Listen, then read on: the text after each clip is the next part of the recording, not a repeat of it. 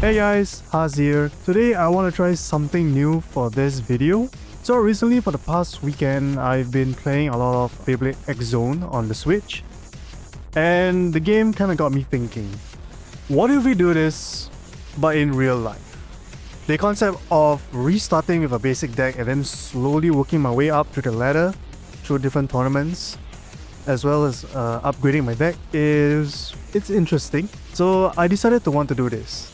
I'm calling this content the Zero to Hero series. In addition to earning parts from tournaments, there are other ways that I can actually earn parts. If I can get top 16, I will be able to buy myself a random booster. Top 10, I will be able to get myself a basic set. And top 5, I'll be able to get myself a UX or a CX set. So basically, it's like the shop concept depending on where the tournament is held. For example, like House, Games Academia, Sentinel Games, and etc. etc. As for the basic deck that I'll be starting out with, it will be Dragon Sword 360 flat, Hell Scythe 460 taper, and Night Shield 380 needle. To kick off this series, I'll be starting at a tournament at Hammer House, with the format known as the 4th Bay. Now for those who are unfamiliar with this format, it is one of our community's unique custom formats created by Ace. The format is as follows. After going through all 3 Beyblades in your deck, instead of reshuffling into the next 3 Beyblades, you pick out your final Beyblade, the 4th Bay. This round would then be a do or die format. It doesn't matter if you're 1-3 against your opponent. If you manage to get to 4th Bay and win that round, you automatically win that match.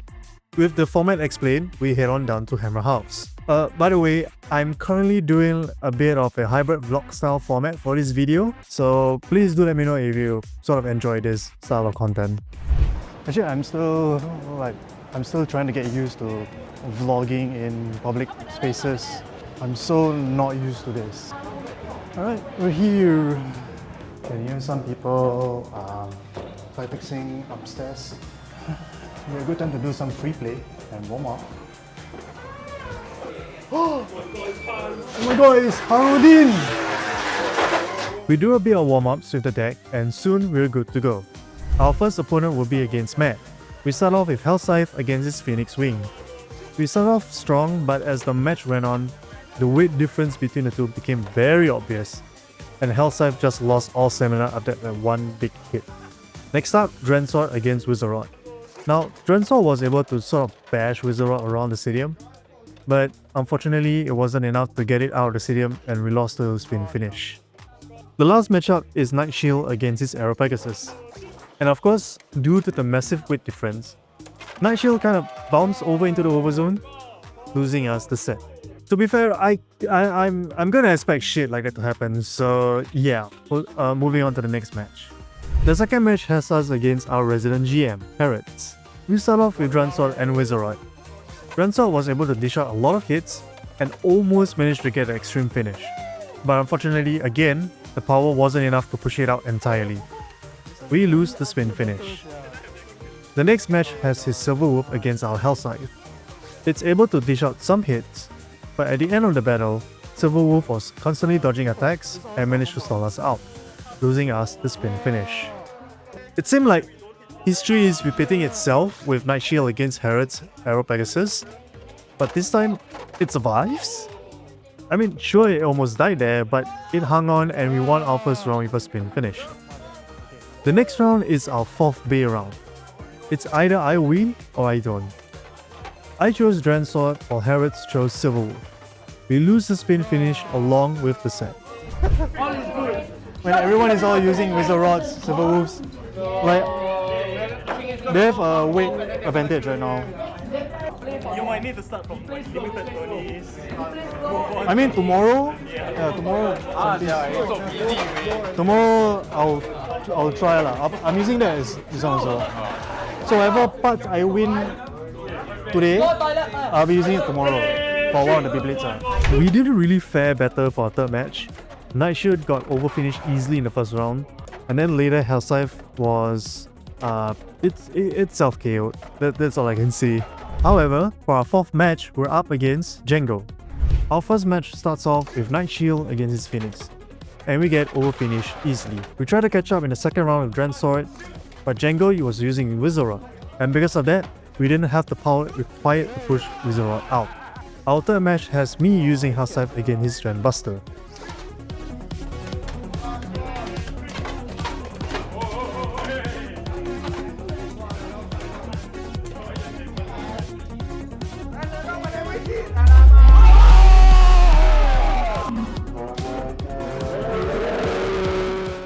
We got the extreme. We reshuffle into our 4th bay, and I choose Dren Sword while Django chose Dren Buster. However, Dren Sword was in the wrong place at the wrong time, and it self-KOs into the overpocket, and Django wins the set. To be fair, we were that close to winning our first set, but unfortunately and ultimately we couldn't make it at all. At this point, I'm lucky enough to try and get a win for the 5th round. You know, as long as I get a win, you know, it's enough for me. You know, I just don't want to be dead last for this. Our next opponent would be Jirei. Now, Jirei doesn't really use meta Beyblades. He's more of a Kinder Bueno kind of thing. You never really know what kind of deck he's using. But the special shtick that he has is that he's always able to make them work.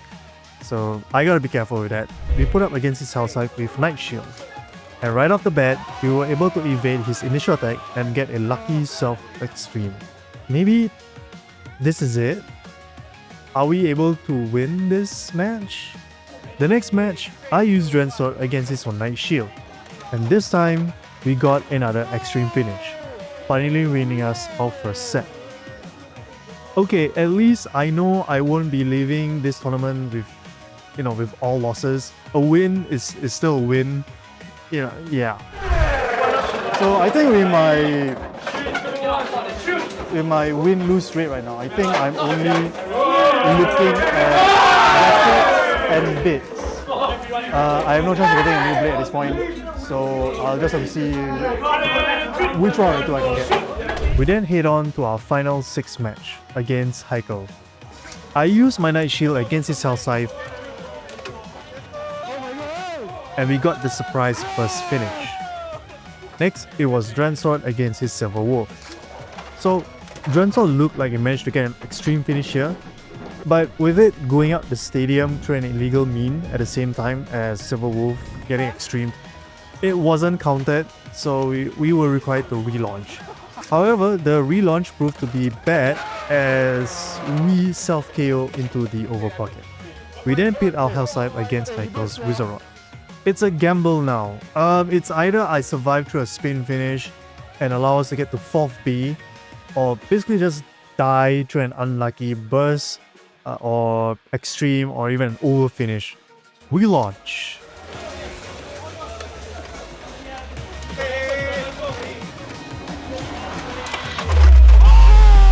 And we actually managed to get the surprise burst finish, winning us the set and ending the tournament.